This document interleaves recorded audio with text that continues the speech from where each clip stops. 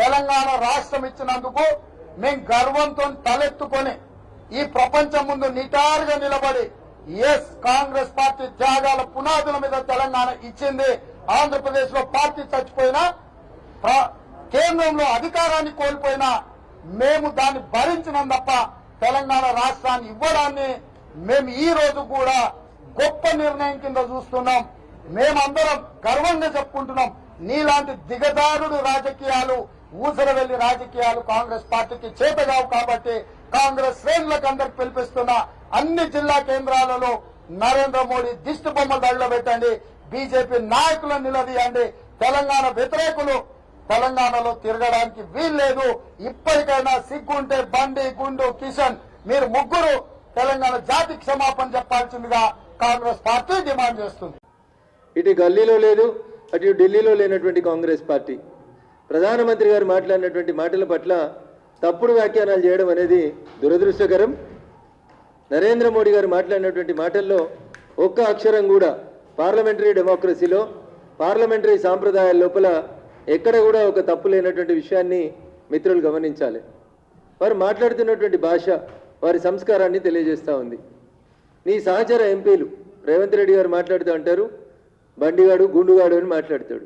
ఇది తన సహచర ఎంపీలను ఉద్దేశించి మాట్లాడుతున్న మీ మాటలు, మీ సంస్కారం, మీ పద్ధతి ఒకసారి మీరు తిరిగి ఆలోచించుకుంటే బాగుంటుంది అని చెప్పి ఈ సందర్భంగా మేము చెప్పదలుచుకున్నాం. మేము కూడా మాట్లాడవచ్చు, చిట్కెనెళ్ళు అంటున్నారు, 3 అడుగులు లేరు, పొట్టోడు పొడుగోడు ఏదైనా మేము మాట్లాడవచ్చు. కానీ మాకు సంస్కారం, మా విఘ్నత అడ్డం వస్తూ ఉంది. నీచ జాతి అని మాట్లాడతారు. రేవంత్ రెడ్డి గుర్తుంచుకోవాలి, ఈ పదాలు గతంలో కూడా మీ పార్టీలో కొంతమంది మాట్లాడారు. మణిశంకర్ అయ్యర్, అహ్మద్ పటేల్ ఇట్లాంటి వాళ్ళు గతంలోనే నరేంద్ర మోడీ గారిని ఉద్దేశించి ఈ పదాలు వాడారు. ఈ పదాలు వాడిన వాళ్ళు ఇప్పుడు ఏడున్నారో మీకు బాగా తెలుసు. మణిశంకర్ అయ్యర్ ఎక్కడున్నాడో మీకు తెలుసు, అహ్మద్ పటేల్ గారు ఎక్కడున్నారో మీకు తెలుసు. అందుకని పదజాలం వాడేటప్పుడు ఎత్తి ప్రాసలు కలుస్తాయనో, పేపర్లలో టీవీలలో బ్రేకింగ్లు వస్తాయనో, బూతులు మాట్లాడటమే సంస్కారం అనుకుంటే మేము విఘ్నతకు వదిలేస్తూ ఉన్నాం. భారతీయ జనతా పార్టీ సంస్కారం అది కాదు. 1997 1 ఓటు 2 రాష్ట్రాలు భారతీయ జనతా పార్టీ తీర్మానం చేసిన రోజు మీరు ఇంకా రాజకీయాల్లోకి రాలేదు రేవంత్ రెడ్డి గారు. మీరు గుర్తుంచుకోవాలి, మీరు రాజకీయాల్లోకి వచ్చినాక మీ రాజకీయ ప్రస్థానం ఎక్కడ మొదలైంది, ఇప్పుడు ఎక్కడున్నారో కూడా మీరు గుర్తుంచుకోవాలి.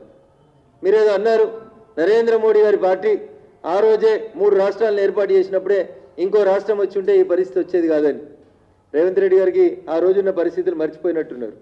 ఆ రోజు ఉన్నది ఎన్డీఏ భాగస్వామ్య పార్టీలు, ప్రధానమంత్రిగా ఉన్నది వాజ్పేయి గారు అయినప్పటికీ కూడా ఎన్డీఏ కూటమి ఉంది.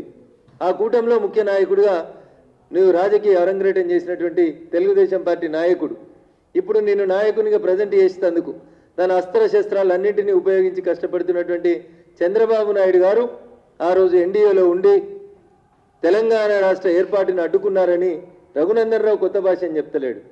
గౌరవనీయులు నువ్వు పదే పదే ప్రస్తావించినటువంటి పూజ్యులు పెద్దలు ఎల్కే అద్వానీ గారు హైదరాబాద్తో కూడినటువంటి తెలంగాణను ఇవ్వడానికి ఆ రోజు ఎన్డీఏలో భాగస్వామిగా ఉన్నటువంటి చంద్రబాబు నాయుడు గారు అడ్డంబడ్డారు అనేటువంటి విషయాన్ని అధికారికంగా అద్వానీ గారు చెప్పారు. కాబట్టి 4వ రాష్ట్రం ఏర్పాటు విషయంలో లేదా తెలంగాణ రాష్ట్ర ఏర్పాటు విషయంలో భారతీయ జనతా పార్టీ అనేది లేకపోతే తెలంగాణ రాష్ట్ర ఏర్పాటు అనేది ఒక కలగా మిగిలిపోయేది. నేను ఈ పదం ఎందుకు చెప్తున్నా అంటే అవగాహన ఉండి అబద్ధాలని మాట్లాడుతూ కేవలం భారతీయ జనతా పార్టీని బదనాం చేయాలనే మీరు మాట్లాడింది. హాయ్ ఫ్రెండ్స్, మా టుడే టుమారో యూట్యూబ్ ఛానల్ చూస్తున్నందుకు చాలా థ్యాంక్స్. మరిన్ని లేటెస్ట్ వీడియోస్ కోసం వెంటనే సబ్స్క్రైబ్ చేయండి. అలాగే ఈ బెల్ ని కూడా రింగ్ చేసేయండి. మా నోటిఫికేషన్స్ అన్ని మీ మొబైల్లో వస్తాయి. అలాగే మా వీడియోస్ మీకు నచ్చితే లైక్ చేయండి, షేర్ చేయండి, నచ్చకపోతే కామెంట్ చేయండి.